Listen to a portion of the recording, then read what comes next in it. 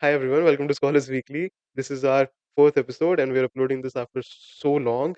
I am Siddhant, this is Prateek, and today our guest is Mr. Dhruv Goel.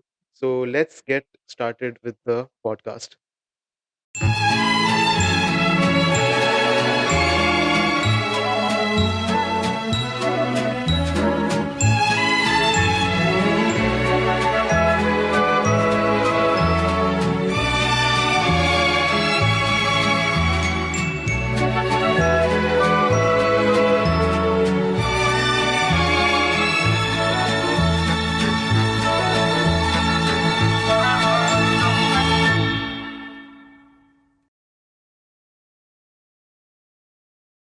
Okay, so hi Dhruv, welcome to Scholars Weekly. I am Siddhant and this is Prateek. We are the co-founders and co-presidents of the CDF Maharaja Agrissean College chapter.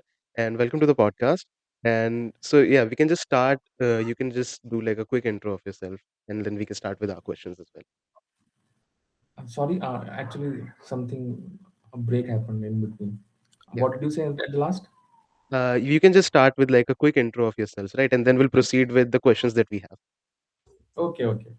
Yeah. So my name is Dhruv, and I've been recently till now I was like assistant professor at JK Lakshmipat University, teaching macroeconomics and business mathematics to BBA students. And so I'm like really interested in the economics, and I kind of cover in my free time a lot of areas of economics, using both popular readings and technical articles. And this engagement with economics actually started while I was pursuing civil engineering.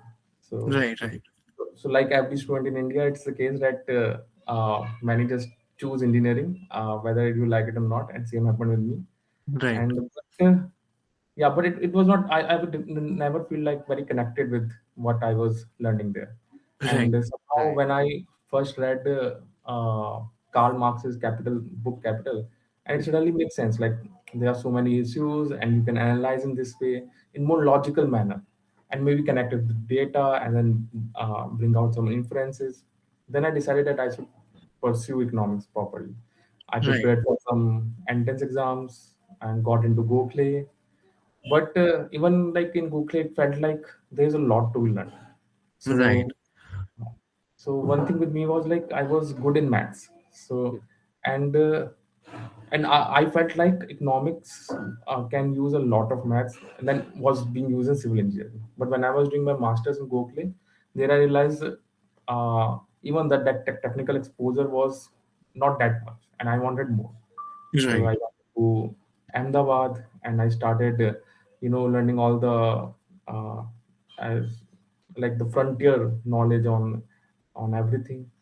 But with Ahmedabad, it was like I was like really ambitious with my research, and I wanted to do as best as good as any student can do in, for example, in University of Chicago. But there's not everything that aligns with that. And then some external events happened during that time, like COVID. I had to like reformulate my thesis proposal right, right, because of that, Right. because my earlier proposal required a lot of groundwork, and and COVID made that impossible to do. So I had to change it, and then I changed it. But then in my personal life, then some many external events started happening. So I was not able to like pursue it properly. So I started to like think like maybe we should take a break, and maybe I can do this sometime else, because think like there's this fixed journey of doing things, but sometimes things might become too difficult to just follow that path. Maybe Right. sometime later. So I got right, married. So I got married, and then I started teaching, and now I'm looking for some like research position, and will again pursue PhD in some time when I get when I things get stabilized. right, right. Hmm. That's great. That's great. Mhm. Okay, that's like the perfect introduction. Like I can get out of like I learned so much like in just few seconds. So, particularly, I will firstly I'll just brief you a little. Like, what's like the reason why we do this podcast is like particularly we could provide like a level of access to information to Mhm. folks like us who are like just beginning their career and who are in their undergrad, right? Yeah. And particularly, I'm very keen about the radical switch from from which you made from civil engineering to economics. And was it any easier, or like, as you said, you felt like a gap between your current discipline and you felt like the economics can bridge that gap? And was it like only the primary reason that you thought? And yeah, like any more light towards that? And if like some guy or gal who is pursuing a discipline which is like something different, and they want to break into the space of economics, like how, what would be like to go about it, would be like the right way to think, right? So yeah, any light you can shed there. Yeah. So yeah, like it first is about passion. So I'm kind of a bibliophile kind of a person. So I like read a lot of books. So once like when I was doing my civil engineering with this, there was like some boring aspects about it. So you have to memorize a lot of things mm, and like building codes and everything, and things will like work in that way. Mhm. But your mind is always looking at what you're reading in newspapers and why is that a problem. Like for example, like for a very a naive question that I used to have, why the government cannot print more money.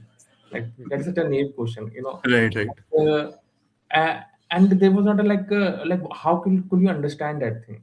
Like it was not easy that time, but you were thinking about that, not about bridges and buildings. So I just started exploring. So like the first and also like I used to like some watch movies and everything, and you would say, and there will be like this tension between communism and capitalism, and what exactly is that tension you want to understand, why is that tension there, and what motives are the people. So for example, I also read this book Road to Serfdom by Friedrich Hayek. So that was a mm, like I think the manifesto, like it is like a capitalism manifesto of Karl Marx. So Friedrich Hayek's Okay, Road to Serfdom is considered as a capitalism manifesto.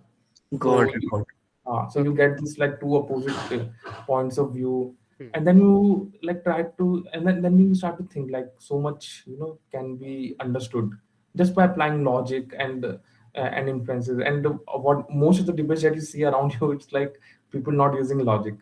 So Right. Right, that was yeah. the case. And for any other student like who want to switch like things now. So when I switched, what that was the time like 2015, but now it is like so much easier. mm, So there are so many things. Like for example, American Economic Association. So Mm-hmm. they have this journal called Journal of Economic Perspectives, Right. which is like open access journal, and that Okay. is a right. non-technical note about the latest thing that is happening. So if you read that, that will make you even more, you know, aware about the latest research happening. So for example, what happens with economics is like economics faces a lot of, uh, I would say like.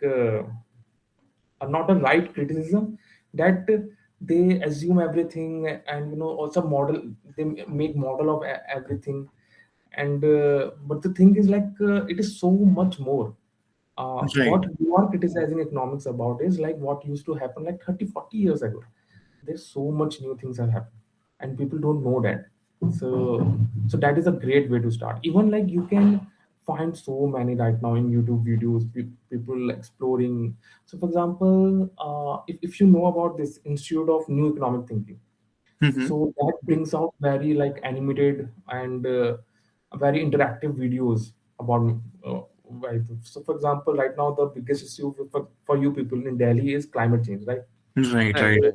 Yeah. so there's this great professor called Juliet Shore, I think that is what her name. So she has this small sets of lectures on exactly climate change, and she will also criticize economics, but she's criticizing from being inside from the economics, like exactly what criticisms are there. Like for Right, right. example, talk a lot about like for example Nicholas Stern. So in mm, economics, for example, especially this climate change thing. So in I think 2018-19, economics Nobel Prize was given to William Nordhaus. So who said that there is a trade-off between economic growth and working for climate. Mm-hmm. But people like Nicholas Stern and there were other person Martin Weitzman. They used to say that no, that is not the case. So so that is what those lectures explore, like why these guys are also correct. For example, like recently I there's this Jaipur Literature Festival happens.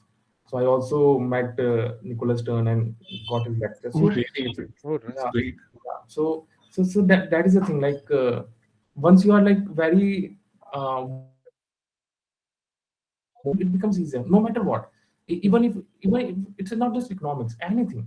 Like if you are very interested in sociological questions, so sociological questions are more narrower in school. Like for example, exactly like you will think like in Delhi, in some slum areas which are just around some small factories, how things are happening there. So those are the kind of questions that is coming to your mind, and then you can go into sociology. There's so many good books on sociology. You can just start reading. So I think like the best way is just to read as Right. much, Right. Yeah. and like good sources, not just the newspapers or any magazine, just good sources, and there are so many of them. That's great. That's great for your input. Siddhant, you can just move to your question. I think I'm more interested, like, to hear your side. Yeah. Okay. So, see, one of the questions that I had when I was like, when I looked at a LinkedIn profile is something is that you know about like Python and the coding thing, right? So I was just wondering, as somebody who doesn't have a background in that, right? See, since I was a commerce student and like I never really got into computer science, how important would that be to like economics or like making a career in economics? To like a student like me who doesn't really have that strong of a background in coding, especially. So see, even I did not have the background. So I come Mhm. from a very small place where we never learned coding. And when I went into engineering, we only had two courses for coding, Yeah. and the person who taught that assumed that we learned coding a bit in school. So in my engineering, I did not study any coding. Right. And Hmm. the coding that I studied was in my masters. Okay, Okay. Right. and I Okay. did and I did by myself. Like when this Coursera things started, Hmm. I Hmm. started learning R, Python, and all these things. Hmm. Right. So the point is like when you start with these like languages, like programming languages, what you have to Right. understand is you don't have to be computer scientist. And also, we are living in the age of AI. Okay? Mhm. Right. Even Yeah. I am using AI a lot for coding things. Okay? Right.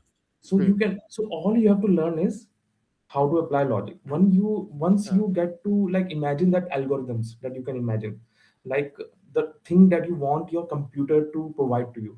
Once you Right. can Yeah. start imagining that, and that you can only do when you have like fundamentals you have strong of Hmm. Right. Yeah. Sure. microeconomics.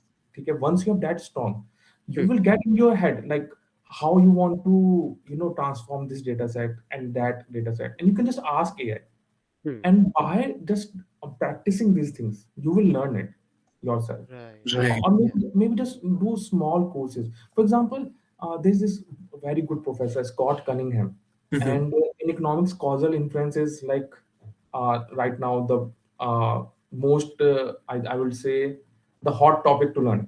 Okay? Everybody is learning causal inference, and you will just see that if you go to his open access book, there's Scott Cunningham's the Mixtape. So Okay. he explains things very interactively and very good, and also he will provide the small snippets of codes for all the three things: Stata, Python, and I think Julia. So Julia is Right. also used in economics a lot. Right. So Right. just by practicing, you know. So you don't have to be computer scientist. You don't have to learn in and outs of a language. You just have to think of it as like something that you can mold it for your purposes. Right. Right. That is what I believe. Like seriously, there are economists who are like who have the knowledge of these programming languages just as good as any other computer scientist. Right. I feel like that was just I want to learn more of economics than the computer science. So Right. I Right. just Right. Yeah. so I just like managed to learn just enough that can serve my purposes. And I think like currently that if you don't use AI for your intellectual output much, but as your research assistant kind of buddy, like who Right. can provide you syntax and everything, then it's really good. That's perfect. That's perfect. One Mhm. thing I would like to put like a little focus on in the space of research, right?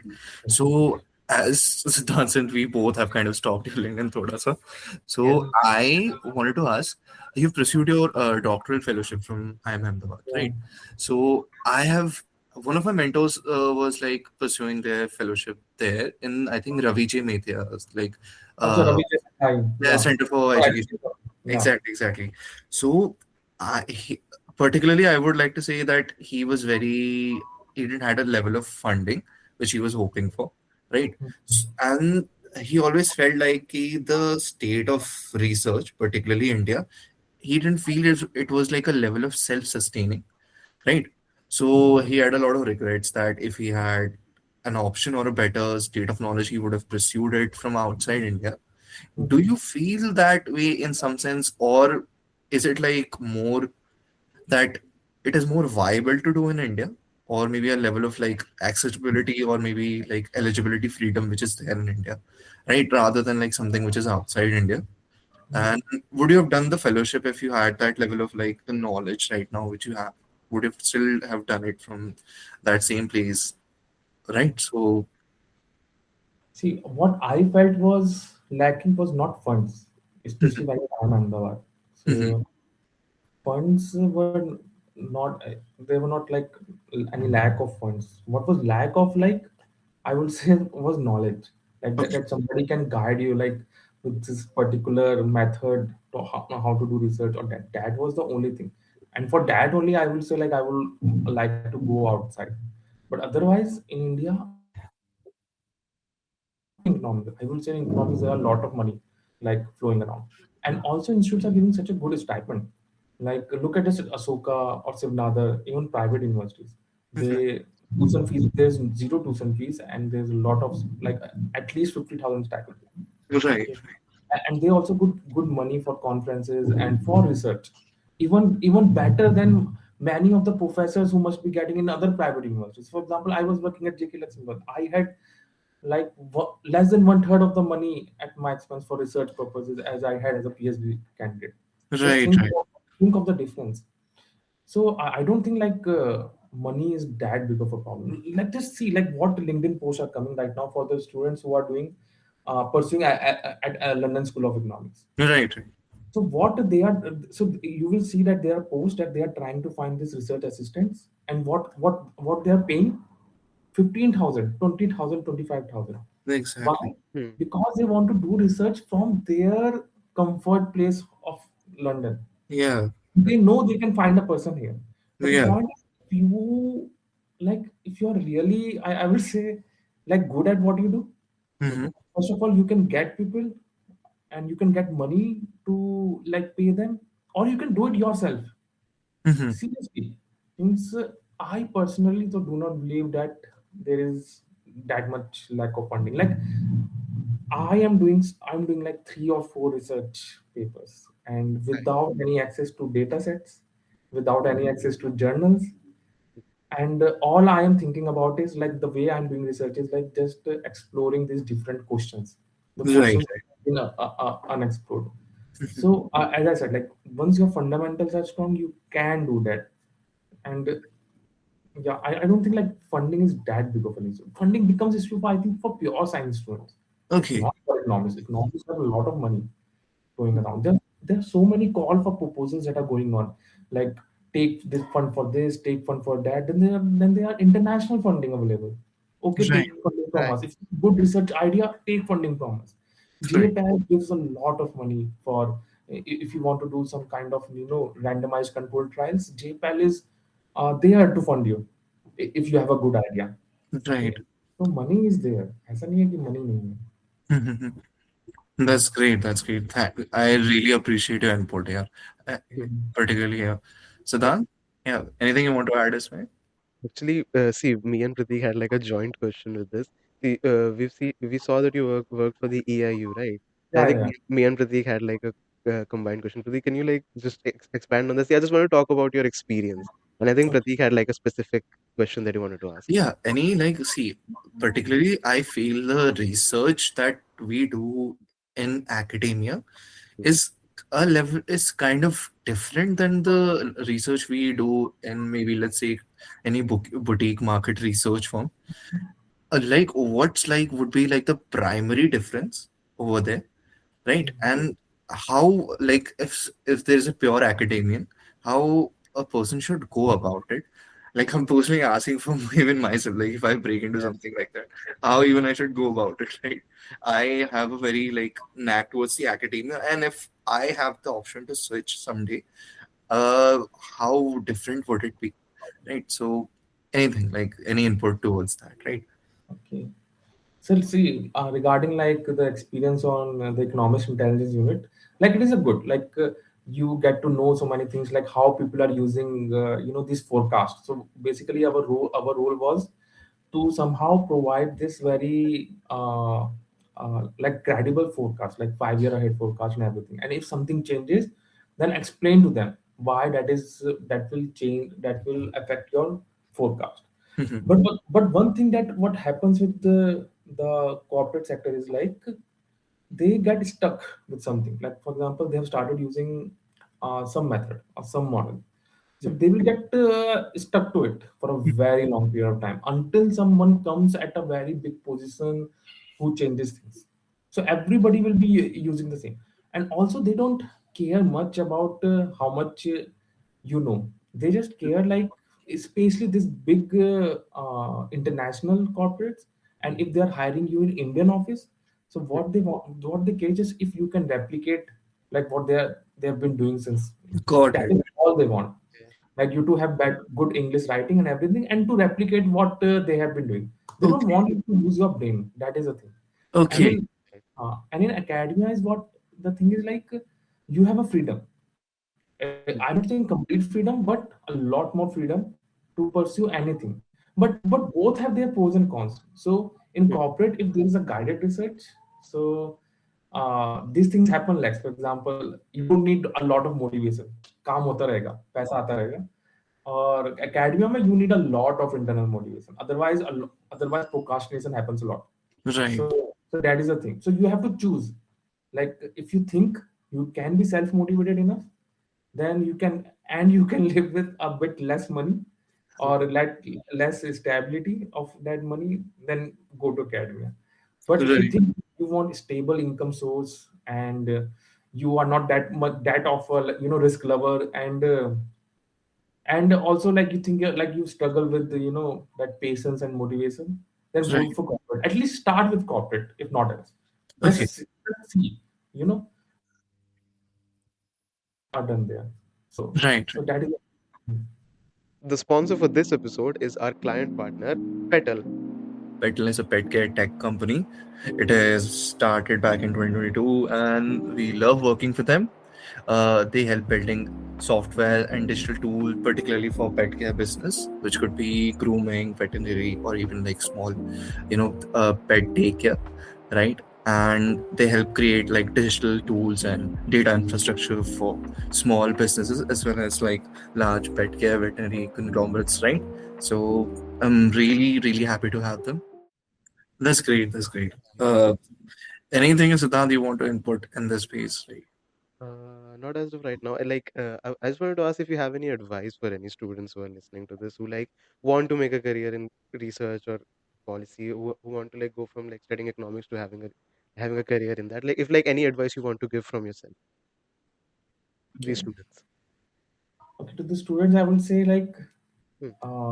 just read a lot, and for varied sources, not just textbooks. Hmm. Like for example, read World Bank reports. So for example, the last report was on middle income trap, which is a lot of stuff on India.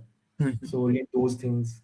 And for example, IMF brings out this magazine, finance magazine. People who are interested in finance, they will see like this short snippets of top researchers saying things, very layman words about things. So motivate yourself, if to ideas, to economic ideas. Once you Right. get motivated enough, then you will get into technical knowledge. And also like try to attend events that happens, big events. For example, recently I was at Delhi School of Economics where Susan Athi Hmm. and Cook Executive were there. So these are like really big people. Susan Right. Athi is like the mother of the use of ML and AI in economics. Right. And Ufuk Exegesis is currently the frontier researcher on growth, on Okay. economic growth. Right. So these Okay. two people are great. So go and attend their sessions. Like that happens because Delhi School of Economics is like near you, and it's Mhm. kind of a, a center of this all economics Right. research. Right. ISI Delhi, and I think these events are open to everybody.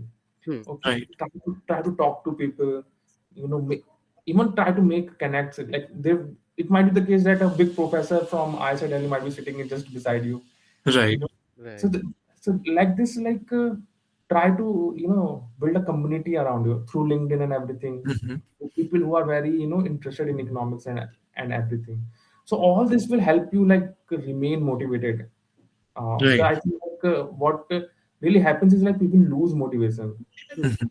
When Right. you get disconnected with others, the community, or the latest research that is happening. Right. So Right. just be connected with it. Other things will follow. That's Automatically you will find these good courses and this thing that you will learn technical things also. Once you're Mhm. motivated enough, everything follows. True. That's great. That's great. And one thing, this is like one another. This is like a small question I ask every academic who comes here. Like we have only discussed this maybe 3 or 2% away.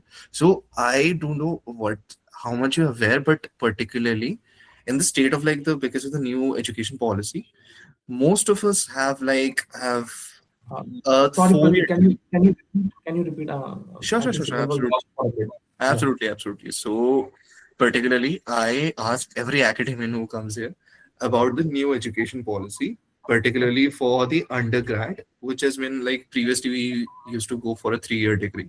Hmm. Now it's a 4-year degree, right? With a mandatory focus on research and with a small perk, with it gives a level of eligibility. We can directly apply for a PhD program, right? And Right.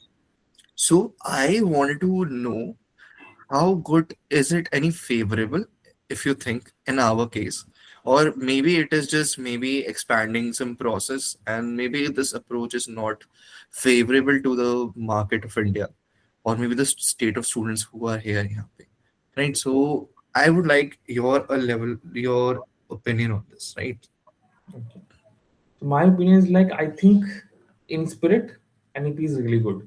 In the Mhm. sense that I think India had a lot of master's degrees. Mhm. Right. And I think they were redundant. Like uh, Right, right. I like also what was happening in India was in higher education was we were reading a lot of old stuff. Mhm. Syllabus were not being changed, and then you will do masters and MPhil, and then you will get to know what is the latest. And Mhm. sometimes if you will see, for example, BSc, you're taking a degree, then you're taking an MSc, you're reading a lot of similar things. There were a lot of overlap, and then you go to a different college, and then there were like things that syllabus was sometimes different and sometimes a lot overlapping things. So I Right. think in spirit it is really good. Like this 4 years thing, and just don't have to do masters. You do masters only when you want to become a domain expert and you want to get a job as a Right. domain expert or something. Right. And Yeah. you get clarity of what domain expertise you want in your 4 years bachelor's. And Mhm. 4 years bachelor's is a good.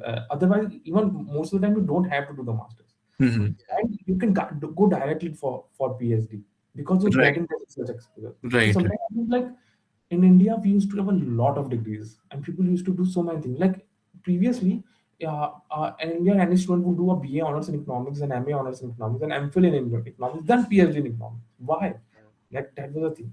Right. In US or UK, you will see people with PhD degrees who are like just 25, 26 years old. And Right. in Yeah. India, like, by the time you are 30, you cannot have that PhD degree because of the so many stages. So in that way, Exactly. I think NP is really good and the kind of flexibility that it wants to provide. Absolutely. Absolutely. That will, but only I think that the problem is in implementation, how good it is implemented. Exactly. It is implemented in a really good way. I think it is a really good thing for India because Yeah. we don't want redundant things. Because one, if you see like in demand and supply, so there's a lot of supply glut, of Hmm. people with master's degrees, a lot of supply, Right. Right. and that has made the wages very suppressed in India Mhm. for master students. Until unless you are from then the differentiation is coming from which colleges you are Right. master's Right. degree, Yeah. and the difference is huge. So this glut should stop. Okay. That is the Uh, thing. okay. Plus, adding to this, let's take like for me, if I have done like the 4th year and my dissertation, and I have some sort of a level of like understanding of how the research goes, and in future I want to apply for maybe like a RA position. like maybe a professor, like you have been teaching, and if let's take like two candidates who have done their masters, I think, in economics, or coming to a folk who has, or maybe me who has done a 4-year degree, right? Mm. So I assume you would prefer a guy who has done their masters. But if to stand out in that particular, applicant pool, what should be like the approach for any particular student? This is like kind of like a very specific question to me because I have kind of like the aspiration to do something like this, and I know the Mm. yeah, I want to like at least try the space of research before I go to corporate, right? And I see so many applications for these large universities from ISB, IIMs, and I know the applicant pool is extremely, extremely, filled with pedigree. So just to, segregate myself across these like good folks, what should be like any maybe a good approach for it, right? So Okay. So, one I think want to be very clear, teaching and research is different. Mhm. For teaching, you will have to have a master's degree because you Right, want some domain expertise. right, But right. research, I will say anybody can do. Like research, somebody. Like I personally, I am doing currently, like I'm doing 4 research things, two with high school students Okay, and two with undergraduates. okay, So that's I'm awesome. like guiding them towards research. Hmm. So and I like help them in coming with the idea and everything. And maybe sometimes if I feel like the idea is really good, I then do a lot of uh, the frontier methods. I apply as much as I can, Hmm. and then we try to make the paper. So Right, so right. what I do is like I give them like a small task, like for example data compilation or something. So for example, there was this one girl from BBA who I asked her to compile the data for night lights for Indian districts, Hmm. because we did not have the district level GDP data. Hmm. So the research is different that you can do with 4-year degree, but teaching you cannot. Right, right. Right. Yeah. Right. One thing that you can stand out is like when you apply to any person, anybody, you just read properly like what is the project about. Okay. Hmm. And read their own research, like what has happened, Right, and then make a connect, like how you can like properly tailor your application. So what happens is like most of the people, they just give a constant application across all their applications, that is constant.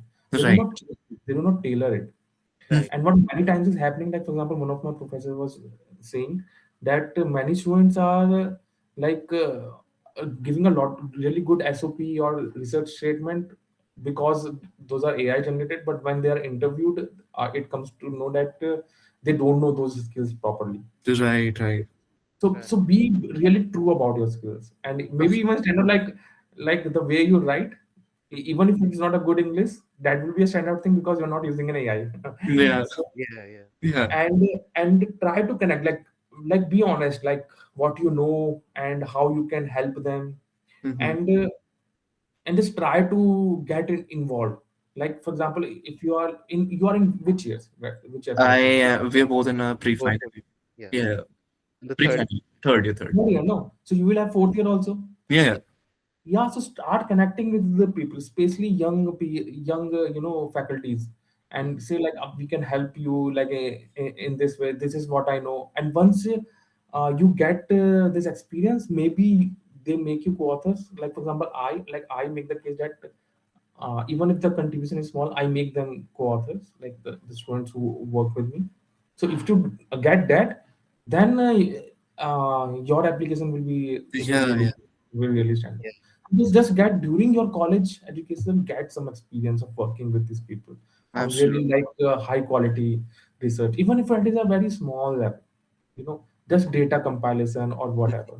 Because absolutely, what is happening is like there are a lot of applicants with master's degree and advanced degrees, but maybe they don't have that experience of working with complicated data or large data sets. hmm, Because really speaking, like what happens is that many people just get these certificates also, like they will say मुझे R आता है, state आता है, ये सब आता है, Right. but they will not make their hands dirty. like Right. working with government data Hmm. or going on the ground to do survey. Right. Right. Right. And right now, I will like really say that what the faculties want is people who have made their hands dirty, like who Okay. can do this grunt work, you know, Right. Right. like who can go to the people, interview them, survey them, and who can like government data. That is what they want. Hmm. Okay? Right. That's great. That's great. Yeah. Okay. That's, I think that winds up all of our questions here. I think, yeah, perfect. Thank you so much, Mr. Dhruv, for giving us this time. Yeah. Uh, yeah, I really, really appreciate it for, giving, kids like us, small chance to just talk to someone who has that level of like an experience or pedigree. It is very, very insightful. And uh, like this, the level of like insights which you give, and it's very hard to get. I personally feel that because our particularly in the scope of, if I talk about the DU circuit, the access to information is very built in a bubble Hmm. where you bounce off only ideas, right? Yeah. And to hear from folks like you, it's really a pleasure, and I really, really appreciate it, right? So thank you so much for your time, Mr. Dhruv, and I really appreciate you for taking the time Yeah. to talk to Yeah. us, right? It was like my honor. Thank you so much. Thank you so much. It I also think feels good. people in our like circle, like the economic circle, people in our course, right? I think they're gonna learn a lot watching this. Exactly, exactly.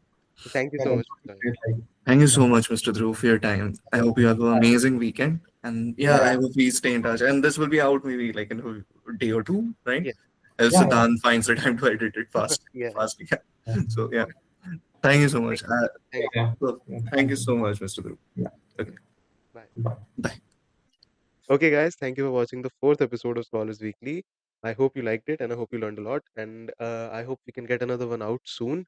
So, yeah, thank you for watching. Podcast out. Yes. Bye.